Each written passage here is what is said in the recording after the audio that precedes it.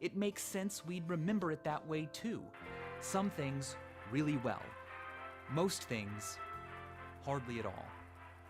But it bums me out sometimes because it means that so much is forgotten. Even things that at the time you thought you could never forget. My locker number, senior year. Its combination. The jokes I liked when I saw a comedian on stage. The names of people I saw every day 10 years ago. So many memories are gone. When I look at all the books I've read and realize that I can't remember every detail from them, it's a little disappointing. I mean, why even bother if the Pareto principle dictates that my Zipfian mind will consciously remember pretty much only the titles and a few basic reactions years later? Ralph Waldo Emerson makes me feel better. He once said, "I cannot remember the books I've read any more than the meals I have eaten. Even so, they have made me." And as always, thanks for watching.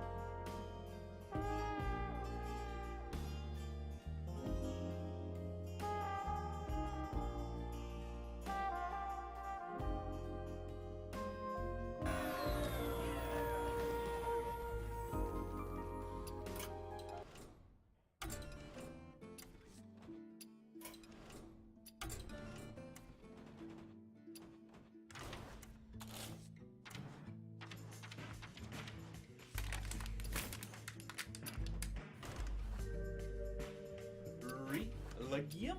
Sosif? Yeah! Hi! Visos Michael here.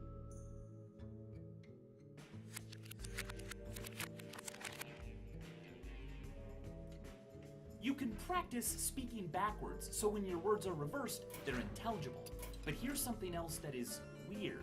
The digits in the speed of light are exactly the same as the latitude of the Great Pyramid of Giza. And, as the anagram genius has revealed, all the world's a stage, but if you rearrange the letters in the meaning of life, it becomes the engine of a film, or more pessimistically, the fine game of nil. What is all of this? Hey, Vsauce. Michael here. Fear gives us life. Being afraid of the right things kept our ancestors alive. It makes sense to be afraid of poisonous insects or hungry tigers.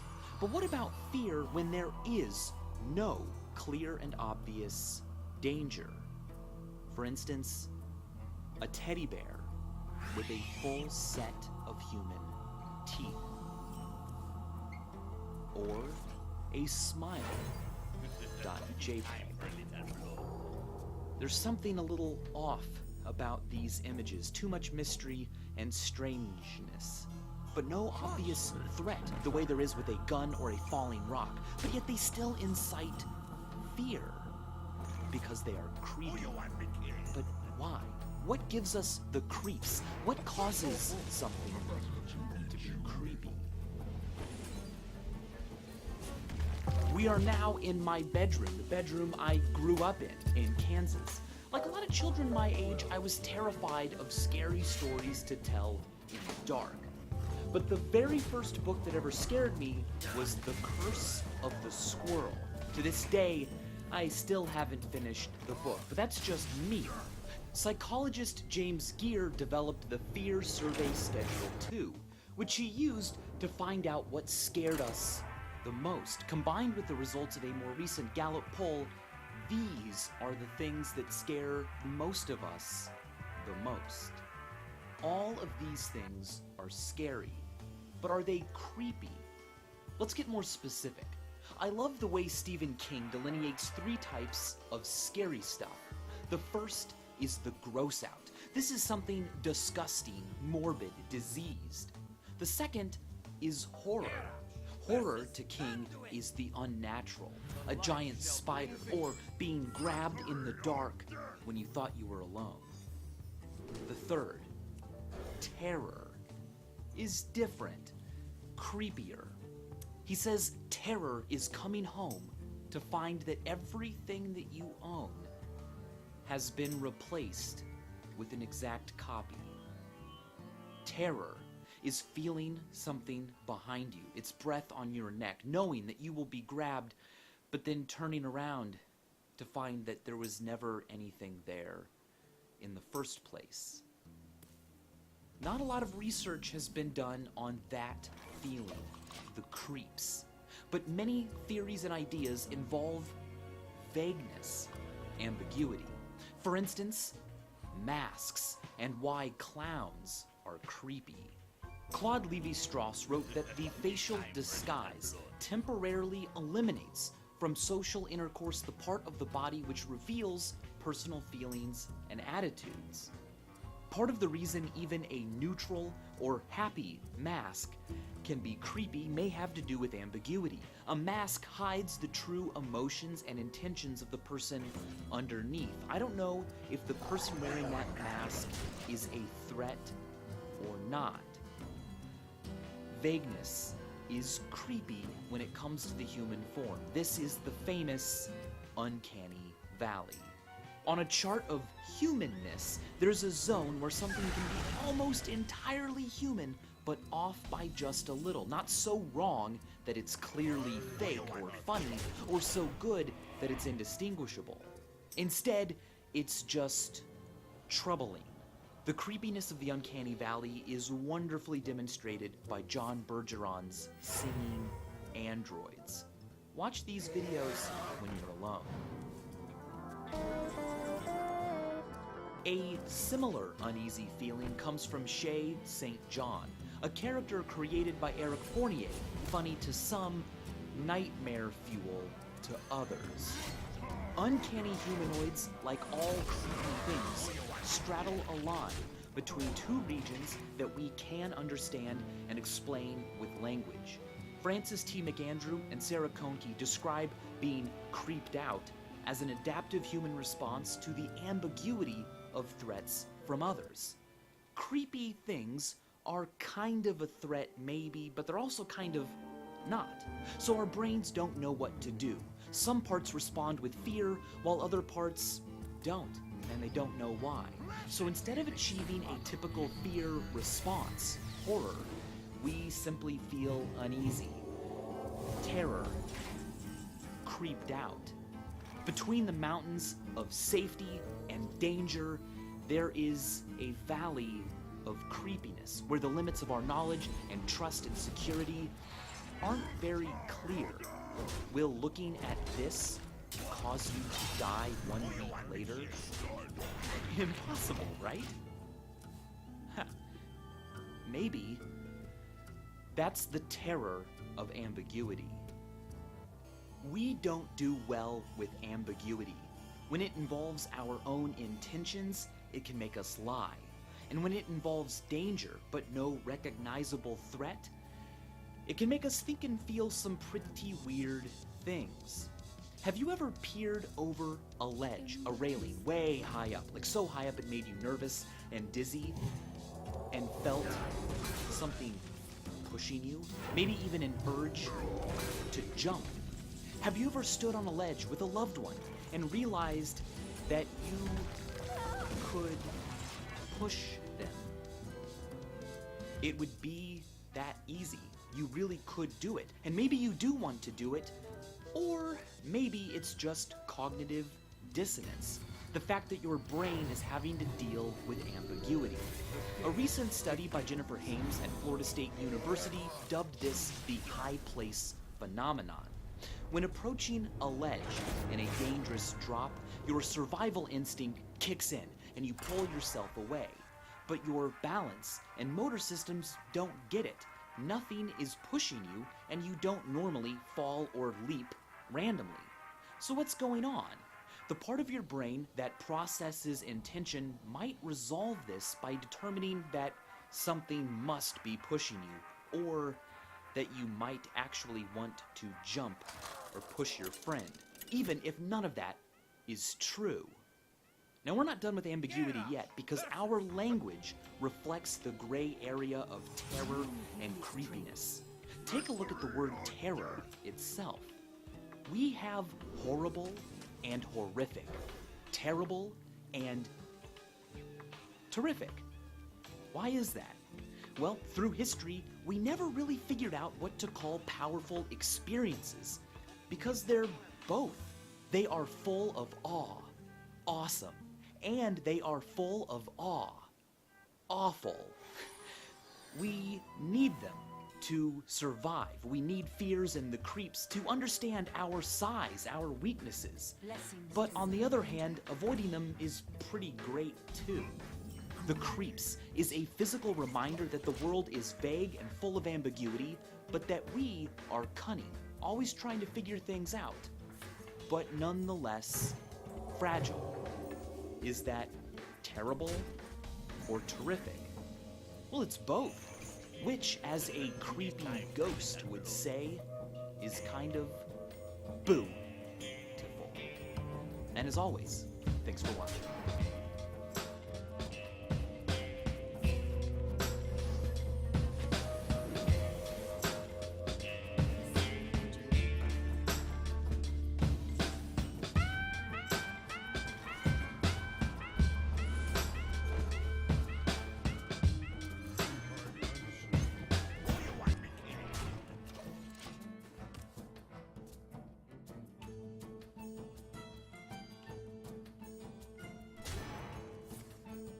Hey, Vsauce, Michael here, and the Pet Collective offers 24-hour coverage of puppies and kittens. It's really cute, but what is cute, scientifically? I mean, why do we like soft, cuddly things, and why do cute things have a unique effect on us? Well, the word cute is a shortening of acute, which originally meant keen, shrewd, perceptive. About 180 years ago, the word cute began to be used as slang for a girl who is pretty. And after that, it accrued a new meaning and was used to describe cuddly, delicate, quaint, precious, youthful traits. Konrad Lorenz studied cuteness in living things and put together a great specific list of what we consider cute. Small body size with a disproportionately large head, large eyes, and round and soft body features. But why exactly do these characteristics elicit an "oh" response from us humans?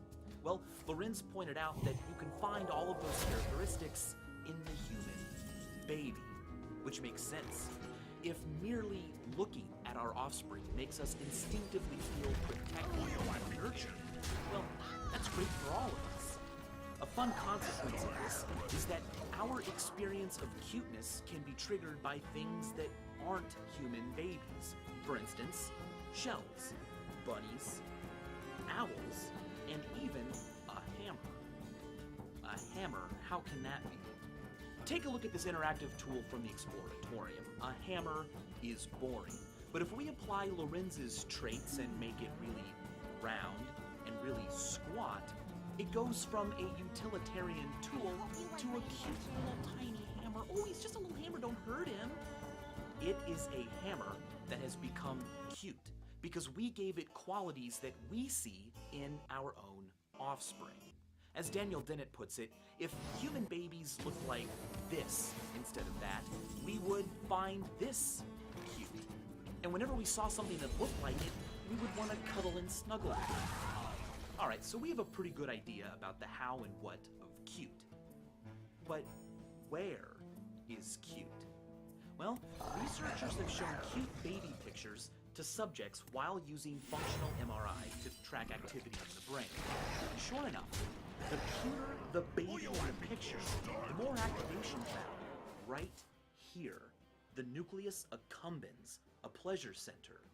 When activated, The nucleus accumbens releases dopamine. It's all part of our internal reward system. It's the same part of the brain targeted by cocaine and meth. Cuteness is such a powerful force on the brain, in fact, that it can affect our behaviors, what we like, what we buy. And so it's no coincidence that the creators of cartoon characters like Mickey Mouse or Pikachu have drawn them more and more cute over time. The Japanese concept of kawaii is a great example of this, and it's one that's fun to quantify. If you're an adult, how many of your own heads stacked on top of each other do you think it would take to equal your height? The answer for most of us is around 7.5. But illustrations of people that are meant to make them look heroic or noble tend to make the person around 8 to 8.5 heads high. Cute goes the other way. Manga characters tend to only be about 5.5 to 6.5 heads tall. Back to babies. There are many other psychological factors at work that cause us to want to instinctively take care of our young. And to be sure, some of them are decidedly not cute. For instance, diapers. Researchers have found that mothers, when exposed to soiled diapers, tend to consider the smell coming from their own child's diaper to be the least terrible, despite not knowing which diaper belonged to which kid. When something retains juvenile traits all the way through adulthood, it is called neoteny, and we love it, especially in animals that we keep as pets.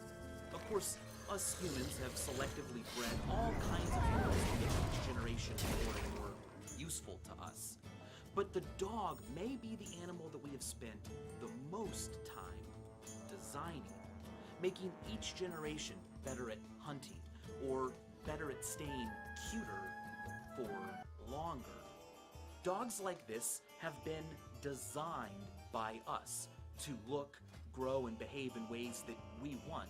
Not that dissimilar from how we would design, say, a DVD player and its features. So whether it's staying cute forever or just being a really great hunting companion, the modern dog, more than any other animal, could be considered not so much a consequence of nature as much as it is a piece of technology. As Science Friday puts it, the dog is man's best friend because it may be man's best invention. So go pet a cute dog today, and as always,